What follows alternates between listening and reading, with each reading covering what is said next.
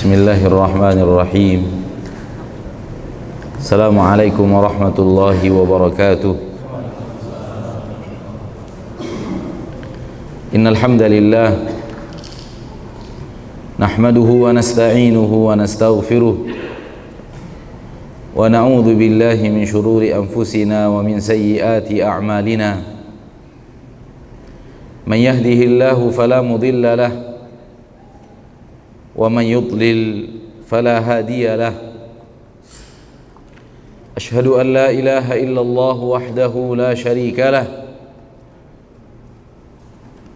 وأشهد أن محمدا عبده ورسوله صلى الله عليه وعلى آله وأصحابه ومن تبعهم بإحسان إلى يوم الدين وسلم تسليما كثيرا. يا أيها الذين آمنوا اتقوا الله حق تقاته ولا تموتن إلا وأنتم مسلمون. يا أيها الناس اتقوا ربكم الذي خلقكم من نفس واحدة وخلق منها زوجها وبث منهما رجالا كثيرا ونساء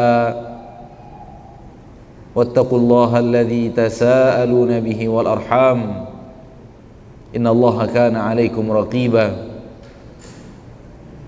يا أيها الذين آمنوا اتقوا الله وقولوا قولا سديدا يصلح لكم أعمالكم ويغفر لكم ذنوبكم ومن يطع الله ورسوله فقد فاز فوزا عظيما. أما بعد فإن أصدق الحديث كتاب الله وخير الهدي هدي محمد صلى الله عليه وسلم شر الأمور محدثاتها فإن كل محدثة بدعة وكل بدعة ضلالة وكل ضلالة في النار. إخواني أخواتي في الدين rahimani wa rahimakumullah. Bersyukur kita kepada Allah tabaraka wa ta'ala Rabbul Izzati wal Jalalah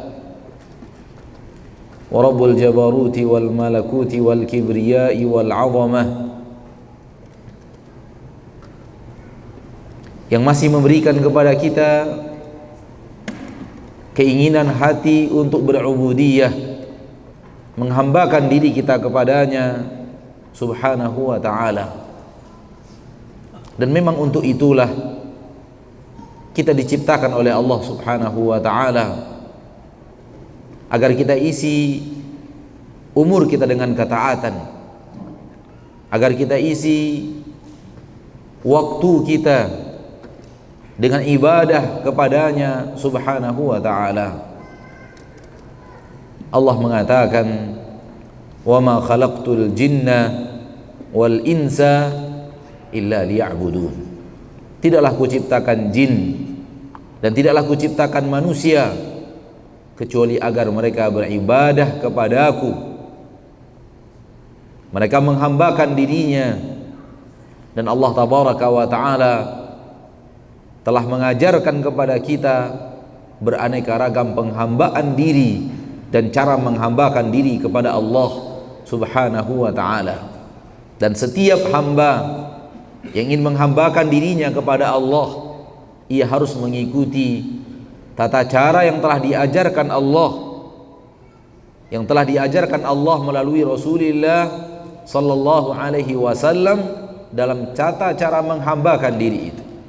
Kalau tidak, Allah tabaraka wa ta'ala tidak akan menerima seorang hamba, tidak akan menerima dari seorang hamba penghambaan dirinya, ketaatan yang dia katakan ketaatan, ibadah yang dia katakan ibadah, kalau bukan ibadah yang telah diajarkan Allah melalui Rasulullah sallallahu alaihi wasallam, tidak akan diterima oleh Allah.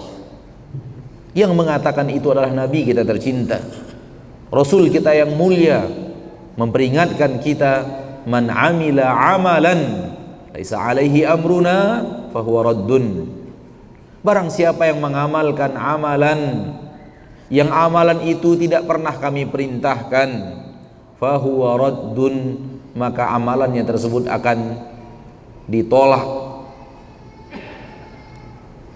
Maka ini adalah hal yang wajib untuk senantiasa kita perhatikan. Penghambaan diri kita kepada Allah dengan ketaatan demi ketaatan harus melalui tata cara penghambaan diri yang diajarkan oleh Rasulullah sallallahu alaihi wasallam. Pertemuan kita di pekan pertama kita awali dengan sebuah firman Allah tabaraka wa taala di dalam Al-Qur'anul Karim. Terdapat di dalam surat Luqman ayat yang ke-33. Allah tabaraka wa taala mengatakan, A'udzu billahi minasyaitonir rajim. Ya ayyuhan nasu taqu rabbakum wakhshaw yawman la yajzi walidun 'an waladihi wala mauludun huwa jazin 'an walidihi syai'a inna wa'dallahi haqq fala taghurrannakumul hayatud dunya wala yaghurrannakum billahil gharur.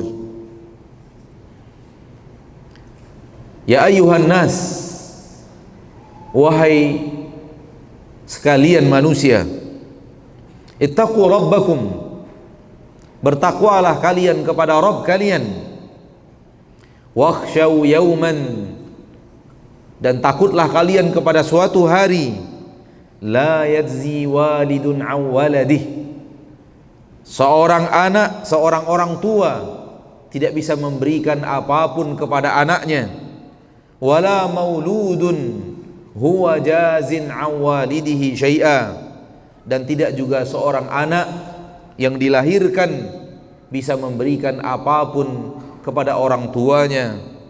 Inna wa'dallahi haqq, sesungguhnya janji Allah tabaraka wa ta'ala adalah sesuatu yang nyata. Janji Allah adalah sesuatu yang hak. Fala taghurrannakumul hayatud dunya, maka jangan kehidupan dunia menipu kalian.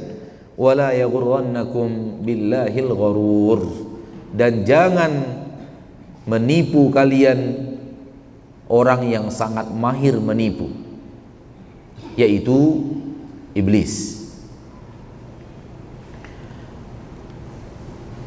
Yang akan kita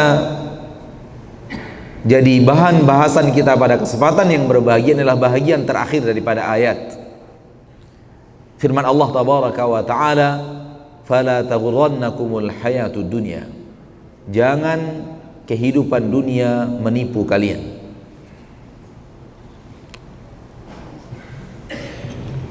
Ma'asyiral muslimin, ma'asyiral muslimat, rahimani wa rahimakumullah. Allah tabaraka wa ta'ala menyebut kehidupan kita ini adalah perjalanan. Allah tabaraka wa ta'ala menyebut di dalam beberapa ayat di dalam Al-Quran bahwa kehidupan kita di permukaan bumi ini adalah sebuah perjalanan. Dan Allah tabaraka wa ta'ala menyampaikan kepada kita kemana akhir daripada perjalanan kehidupan. Kalau dia adalah sebuah perjalanan kehidupan, apa akhir dan terminal akhir daripada perjalanan hidup ini? Orang yang tidak mengetahui dia mau kemana dan dia dalam menempuh perjalanan sedang menuju apa, maka orang tersebut tidak mengarah kepada tujuan yang akan membawanya kepada kebaikan. Karena di sana sini banyak sekali yang akan menggodanya keluar daripada tujuan perjalanan hidup. Allah tabaraka wa ta'ala menerangkan kepada kita di dalam Al-Quran bahwa akhir daripada perjalanan kita adalah bertemu dengan Allah subhanahu wa ta'ala. Akhir daripada perjalanan manusia ini, terminal yang paling akhir daripada terminal kehidupan kita adalah al-luqya, bertemu dengan Allah Rabbul Izzati wal Jalalah. Di dalam beberapa ayat Allah tabaraka wa ta'ala mengatakan, inna hadhihi tadhkirah faman syaa'a attakhadha ila rabbih sabila. Inna hadhihi tadhkirah, sesungguhnya ini apa yang Allah sampaikan di dalam ayat-ayat sebelumnya adalah peringatan wahai manusia. Faman syaa'a ittakhadha ila rabbih sabila, barang siapa yang ingin, silahkan dia menempuh jalan menuju Rabbnya. Ketika Allah mengatakan silahkan dia menempuh jalan, di dalamnya Allah mengatakan bahwa kehidupan kita adalah sebuah perjalanan. Naam, semua kita adalah orang yang sedang berjalan. Bahkan kita ini di dalam Al-Quran, di dalam surat Al-Waqi'ah, Allah sebut sebagai muqwin, orang yang sedang musafir. Wa mata'an lil muqwin, apa yang Allah ciptakan daripada kenikmatan-kenikmatan dunia, mata'an, perhiasan, Allah katakan lil muqwin, untuk orang-orang musafir. Dan kita disebut oleh Allah tabaraka wa ta'ala sebagai musafir. Musafir adalah orang yang sedang berjalan. Kalau kita tahu kemana kita berjalan, apa yang sedang kita tuju, kemana akhir daripada perjalanan kehidupan ini, kemudian kita berjalan menempuh jalan ini, maka itulah senikmat-nikmat perjalanan. Di dunia ini hampir tidak ada orang yang melakukan perjalanan kecuali dia tahu dia mau kemana. Akhir daripada perjalanan ini mau kemana. Hari ini dia pergi safar, dia tahu kemana akhir daripada perjalanan ini, kemana, di mana terminal pemberhentian daripada perjalanan itu. Demikian juga dengan kehidupan, dan kehidupan lebih besar daripada sekedar perjalanan dunia. Kehidupan ini lebih besar daripada perjalanan kita yang kita tempuh dalam 2 hari, 3 hari, seminggu, sebulan, akan tapi memiliki tujuan akhir daripada perjalanan. Maka perjalanan hidup ini adalah untuk bertemu dengan Allah subhanahu wa ta'ala. Karena Allah mengatakan faman syaa, barang siapa ingin, ittakhadha ila rabbih sabila, silahkan dia menempuh jalan. Kemana jalan ini? Di dalam kehidupan ini jalan menuju apa? Allah katakan ila rabbih, menuju Rabbnya. Maka itu adalah terminal akhir daripada perjalanan manusia. Imam Al-Bukhari dan Imam Muslim rahimahumullah meriwayatkan hadis dari Abdullah bin Umar radhiyallahu anhuma. Rasul kita sallallahu alaihi wasallam mengatakan, "Idza dakhala ahlul jannatil jannah wa ahlun narin nar."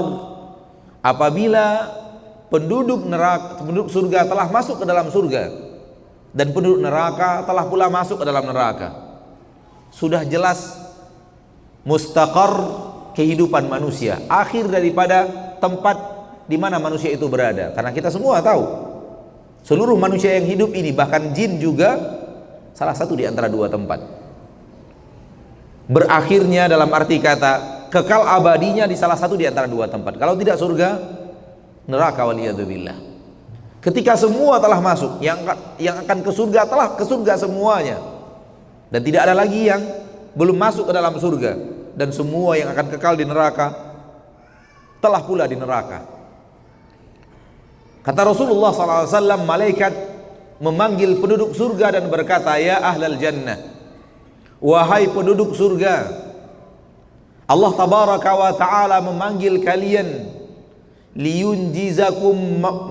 liyunjizakum wa'dah, agar Allah tabaraka wa taala menunaikan janjinya kepada kalian. Maka berkumpullah ahli surga. Kemudian Allah tabaraka wa taala mengatakan kepada penduduk surga, ya ahlal jannati saluni, wahai penduduk surga, minta sesuatu kepada aku.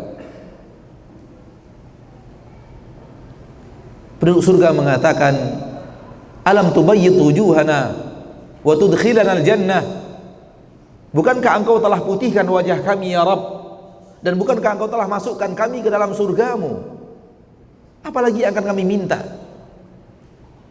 Allah tabaraka wa taala berkata untuk yang kedua kalinya, ya alal jannati saluni, wahai penduduk surga, minta sesuatu kepada aku. Penduduk surga kembali mengatakan, alam tubayyit wujuhana wa tudkhiluna al-jannah wa tudkhilana al-jannah, tidakkah engkau telah putihkan wajah kami dan engkau telah masukkan kami ke surgamu? Untuk yang ketiga kali Allah mengatakan, ya ahlal jannati saluni, wahai penduduk surga, minta sesuatu kepada. Kembali penduduk surga mengatakan hal yang sama, kami minta apa lagi ya Rabb? Kami minta apa lagi kepadamu? Engkau telah putihkan wajah kami dan engkau telah masukkan kami ke dalam surgamu. Belum berakhir perjalanan, sehingga Allah tabaraka wa ta'ala masih mengatakan kepada ahli surga, ada sesuatu wahai ahli surga yang belum. Ada sesuatu yang belum. Akan tapi ahli surga tidak ingat. Ada sesuatu yang mereka cari di dunia. Ada sesuatu perjalanan yang diingatkan oleh Allah di dalam Al-Quran di permukaan bumi. Perjalanan hidup ini bermuara dengan pertemuan dengan Allah. Ittakhadha ila rabbihi sabila. Akan tetapi mereka tidak ingat ada sesuatu yang belum. Wallahu ta'ala alam. Wallahu ta'ala alam. Mungkin ahli surga sudah terlalu hanyut di dalam kenikmatan surga sehingga sudah lupa. Padahal di permukaan bumi ini diajarkan oleh Allah, ada pertemuan dengan Allah. Udkhuluha bisalam, dzalika yaumul khulud, lahum ma yasha'una fiha waladaina mazid. Masuklah ke dalam surga dengan penuh keselamatan. Ini adalah hari di mana hari itu adalah hari yang kekal. Lahum ma yasha'una fiha, untuk penduduk surga apapun yang mereka inginkan, apapun yang mereka mau. Waladaina mazid, di sisi kami ada tambahan. Rasul kita tercinta yang mengatakan tambahan itu adalah an-nadharu ila wajhillah, melihat langsung ke wajah Allah tabaraka wa ta'ala Rabbul Izzati wal Jalal. Ketika ahli surga disuruh oleh Allah tabaraka wa ta'ala meminta, mereka tidak ingat lagi ada sesuatu yang belum. Wallahu ta'ala alam. Ini dari ana pribadi, kalau salah buang, mungkin ahli surga sudah hanyut di dalam kenikmatan-kenikmatan sehingga mereka lupa ada sesuatu yang belum yang Allah berikan. Ada janji Allah yang belum Allah tunaikan. Dan Allah tabaraka wa ta'ala la yukhlifullahu wa'dah, Allah tidak pernah mengingkari janjinya. Dan mungkin ini juga rahasia kenapa Allah mengatakan waladaina mazid, kami yang memberikan tambahan. Ahli surga sudah tidak meminta lagi, bahkan ahli surga sudah lupa.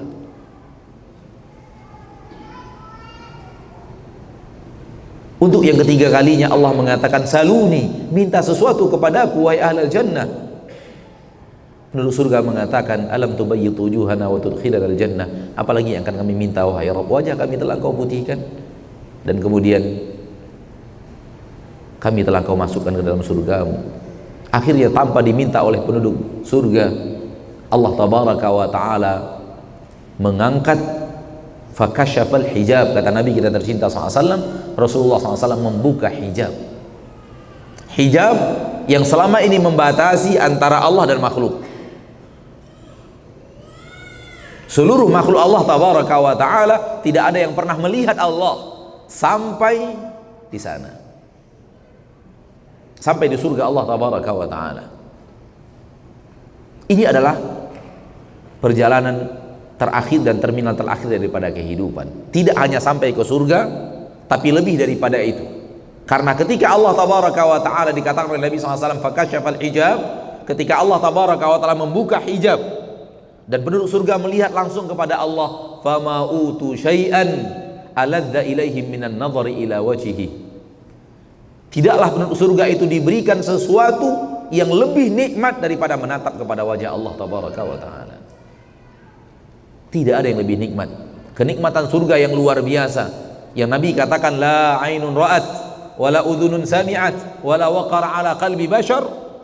Kehidupan di dalam surga Allah tabaraka wa ta'ala yang tidak pernah terbesik oleh hati manusia, tak pernah terdengar oleh telinga manusia, dan tidak pernah bisa terlihat oleh mata manusia kenikmatannya di permukaan bumi, itu tidak ada apa-apanya dibanding kelezatan melihat langsung ke wajah Allah Rabbul Izzati wal, dan tidak ada kenikmatan surga yang lebih daripada itu. Dan ini terjadi 2 kali dalam sehari, pagi hari dan sore hari. Dan ini juga rahasia kenapa kita disuruh selalu berzikir dan ingat kepada Allah setiap pagi dan petang, karena pertemuan dengan Allah di dalam surga juga 2 kali, di waktu pagi dan di waktu petang. Semoga kita yang senantiasa melazimi zikir pagi dan sore ini, nanti di surga Allah tabaraka wa ta'ala diberikan kesempatan untuk duduk melihat wajah Allah tabaraka wa ta'ala di pagi dan petang. Akan tetapi pagi dan petangnya akhirat, ukuran dunia adalah 1000 tahun, 1 hari. Jadi bukan pagi dan petang dalam waktu kita yang sangat singkat. Yang ingin sebenarnya kita sampaikan, bahwa perjalanan kita menuju Allah itu yang paling banyak membuat kita tidak sampai kepada terminal itu adalah dunia dan iblis.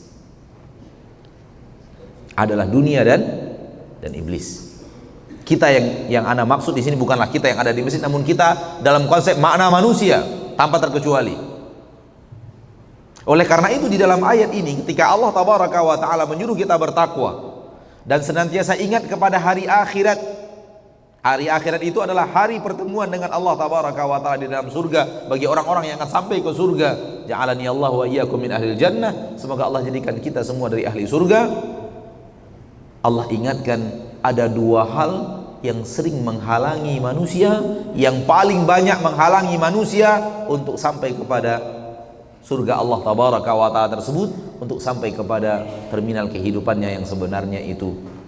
Oleh karena itu 2 hal yang sangat berbahaya yang Allah tabaraka wa ta'ala katakan kepada kita di dalam ayat ini, fala taghurrannakumul hayatud dunya, jangan sampai kehidupan dunia menipu kalian. Ini yang pertama, yang banyak menyeret langkah manusia tidak sampai kepada tujuan hidupnya yang sebenarnya.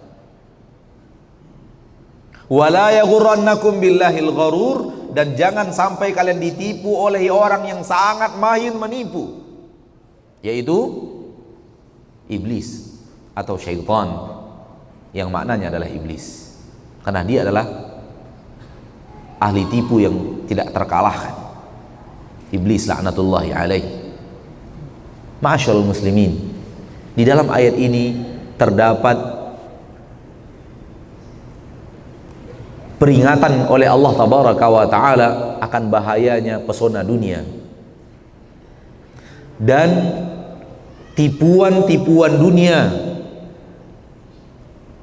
dan kehidupannya, dunia dan perhiasannya banyak menghalangi langkah manusia menuju surga Allah tabaraka wa ta'ala untuk bertemu dengan Allah Rabbul Izzati wal Jalalah.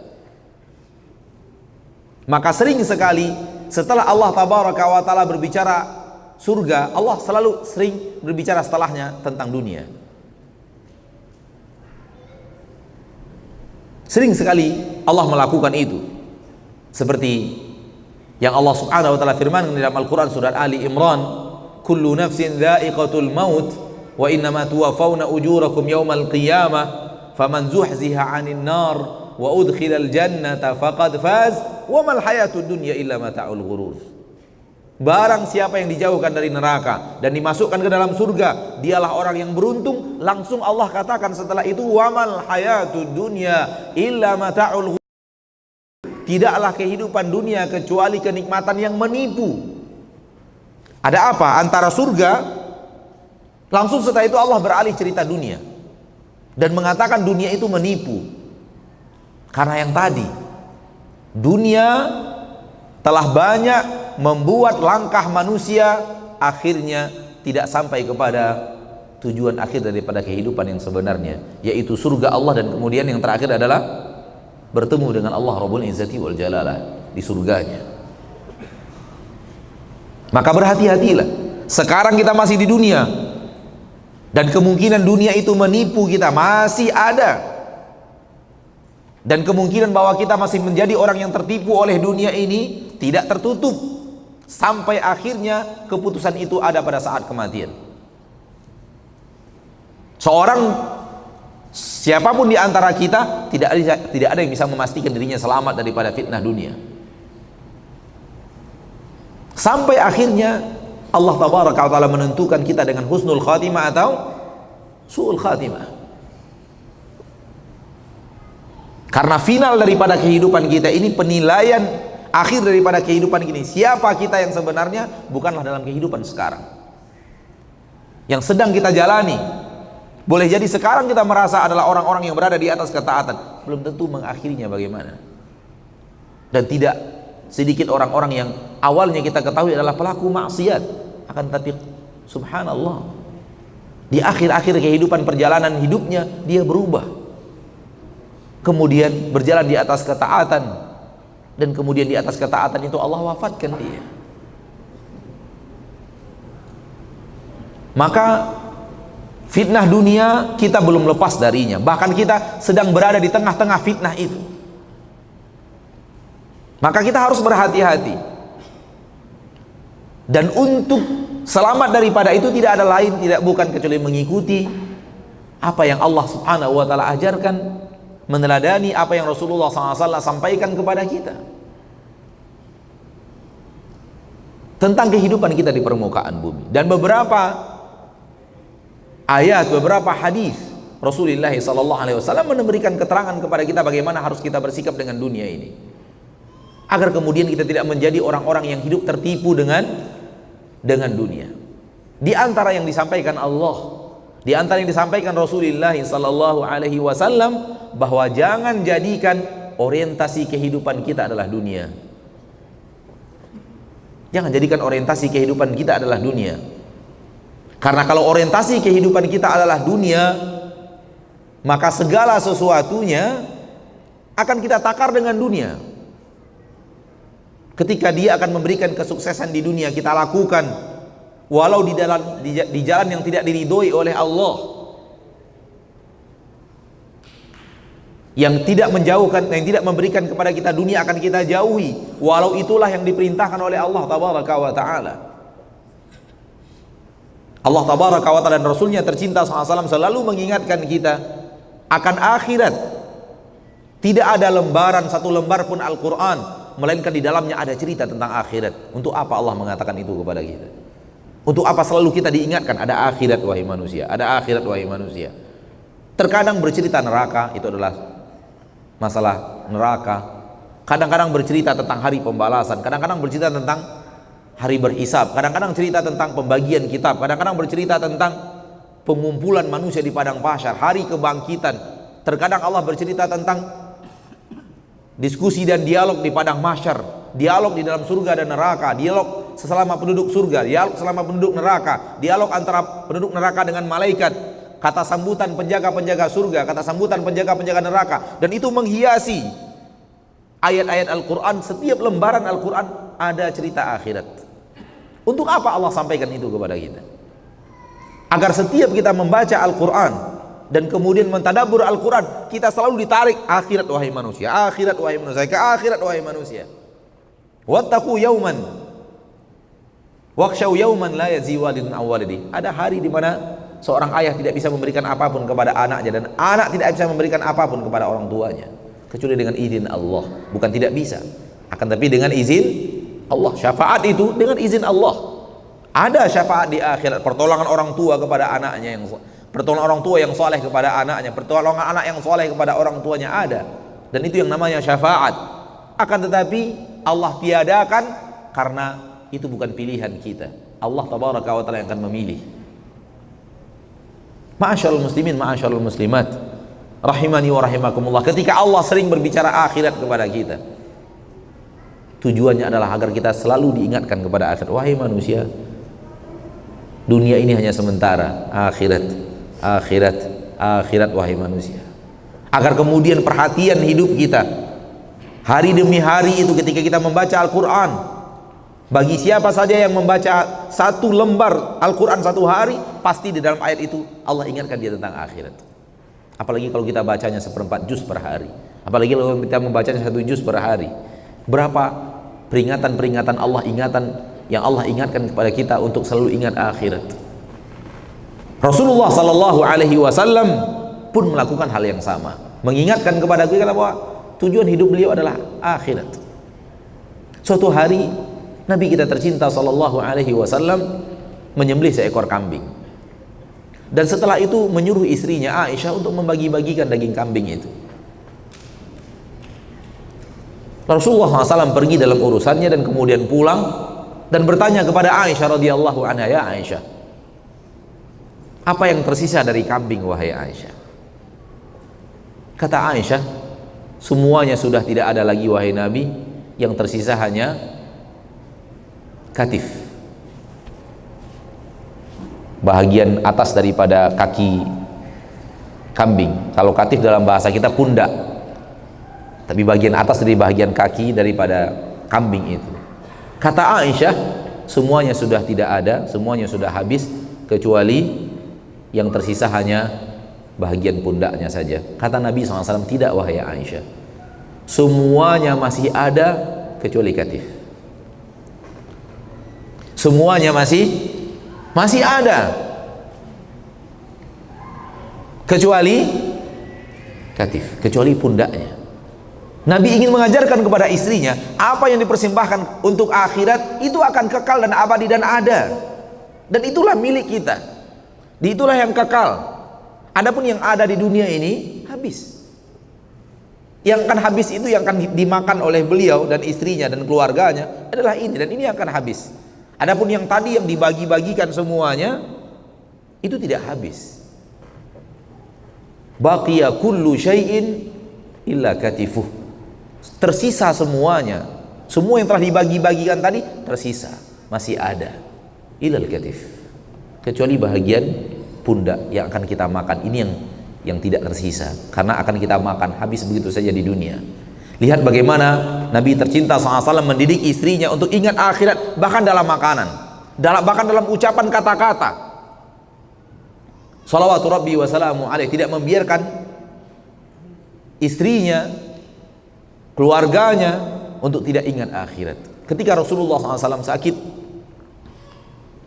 Rasulullah SAW menyuruh Aisyah untuk mengambil 7 atau 8 buah dinar. 1 dinar adalah 1 mata uang emas. Ada 7 atau 8 dinar di dalam kamar, dan kemudian mengatakan kepada Aisyah, wahai Aisyah, bagikan ini kepada kaum muslimin, farriqiha bainan nas, bagi-bagikan kepada kaum muslimin. Ketika Rasulullah SAW sembuh daripada sakit, dan Aisyah qadarallah lupa membagi-bagikan dinar-dinar itu. Setelah sehat, Rasulullah SAW bertanya kepada istrinya Aisyah, wahai Aisyah, apakah jadi engkau bagi-bagikan dananir yang kuberikan kepadamu? Kata Aisyah, belum wahai Rasul, karena kesibukan saya mengurus engkau. Kata Rasulullah SAW kepada Aisyah, wahai Aisyah, hati dananir, datangkan dinar-dinar itu wahai Aisyah, mana dia? Kemudian Aisyah radhiyallahu anha membawa dinar-dinar itu, 7 atau 8 dinar, diberikan kepada Rasulullah SAW dan diletakkan di tangan Rasul kita tercinta SAW. Dan Rasulullah mengatakan, bagaimana nasib seorang Nabi yang bertemu dengan Robnya masih membawa dunia seperti ini. Dan ini pelajaran yang sangat dalam. Begitu Nabi SAW. Kita tidak mengatakan kita wajib seperti itu, tidak. Akan tapi kita mengatakan, lihatlah sosok suri tauladan kita, begitu beliau yang selalu ingat kepada akhirat, karena tidak pernah menjadikan orientasi hidupnya adalah dunia dan kenikmatannya. Rasulullah SAW selalu pikirannya akhirat. Suatu saat ketika Rasulullah SAW didatangi oleh Umar radhiyallahu taala anha di dalam sebuah kisah panjang tentang polemik di rumah tangga Rasul kita tercinta sallallahu alaihi wasallam. Salah satu di antara ceritanya adalah Umar datang dalam keadaan Rasulullah SAW sedang istirahat siang. Setelah diizinkan masuk, Umar radhiyallahu taala anhu melihat efek daripada alas kasur yang sangat kasar, alas tidur yang sangat kasar, sehingga berjejak di wajah beliau, berjejak di tangan beliau sallallahu alaihi wasallam. Melihat keadaan Rasul seperti itu, Umar meneteskan air mata, lalu berkata kepada Nabi kita tercinta, ya Rasulullah, wahai Rasulullah, haula'i Kisra wa Kaisar, mereka hidup dalam kehidupan kenikmatan dunia. Wahai Rasulullah, Raja Kisra, Raja Persia, Kaisar, Raja Romawi hidup dalam kehidupan dunia, wa anta afdalun nas, dan engkau adalah manusia terbaik. Seolah-olah Umar mengatakan, wahai Rasulullah, kenapa tidak nikmati sedikit kehidupan dunia, wahai Rasul? Mereka penguasa-penguasa dunia dan engkau lebih mulia daripada mereka. Hidup dalam kenikmatan-kenikmatan yang luar biasa, hidup dalam kemewahan-kemewahan dunia yang luar biasa, padahal engkau adalah lebih mulia. Seolah-olah Umar mengatakan, nikmatilah kehidupan dunia, wahai Rasul. Rasulullah SAW hanya membalas Umar dengan mengatakan, awafi syakin anta ya ibnal Khattab, sudah masukkah keraguan di dalam hatimu, wahai anak Khattab? Sudah masukkah keraguan di dalam hatimu?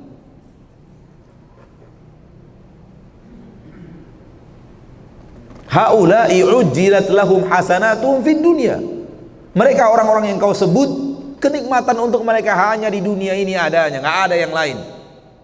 Lahumud dunya wa lanal akhirah, biarkan dunia untuk mereka, untuk kita akhirat, wahai anak Khattab.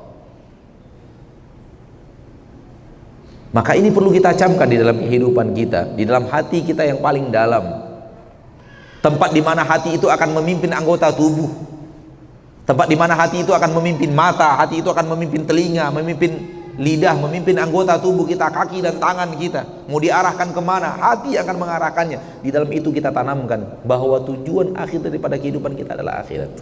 Jangan jadikan orientasi hidup dunia, hidup kita adalah untuk dunia. Jadikan orientasi apapun yang kita lakukan, apapun yang kita kerjakan, tujuan kita untuk jadikan akhirat, untuk surga Allah tabaraka wa ta'ala Rabbul Izzati wal Jalalah. Semoga Allah tabaraka wa ta'ala memberikan kepada kita hati yang selalu ingat akhirat dan selalu ingin berburu akhirat. Apakah masuk waktu salat? 2 menit lagi. Ma'asyiral muslimin wal muslimat rahimani wa rahimakumullah. Ada sebuah hadis kita bacakan sekarang, nanti kita lanjutkan setelah salat Isya insyaallah. Riwayat Imam Tirmidzi dan Abu Dawud. Rasulullah SAW bersabda dari Abu Sa'id Al-Khudri atau Abu Hurairah radhiyallahu taala anhu, Nabi SAW mengatakan ada 3 hal yang akan Allah berikan kepada orang-orang yang orientasi hidupnya adalah akhirat, bukan dunia. Kata Nabi SAW tercinta, man kanatil akhiratu hammuh, orang yang orientasi hidupnya, hatinya selalu untuk akhirat, ja'alallahu ghinahu fi qalbi, Allah tabaraka wa ta'ala akan meletakkan kayanya ada di dalam hatinya. Allah akan letakkan kekayaan orang itu, Allah akan jadikan dia orang kaya, tapi kekayaan itu, kekayaan yang Allah letakkan di dalam dada, dan itu kekayaan yang hakiki. Wa jama'allahu syamlah, dan seluruh perkaranya akan Allah pertemukan. Maksud daripada ini adalah seluruh perkaranya akan menjadi perkara yang nyaman, perkara yang mudah, perkara yang tidak membuat dia sakit kepala, perkara yang tidak membuat dia tercerai-berai, tidak kewalahan. Urusan dia selalu adalah urusan yang dimudahkan oleh Allah tabaraka wa taala. Wa atathu dunya wa hiya raghimah, dunia tetap akan datang kepadanya, namun datangnya dunia itu dalam keadaan raghimah, dalam keadaan tunduk dan patuh kepada dirinya untuk diatur. Ini insyaallah kita lanjutkan setelah salat Isya berjamaah biidznillah azza wa jalla. Sallallahu wasallam wa baraka wa an'am ala abdihi wa rasulihi Muhammad.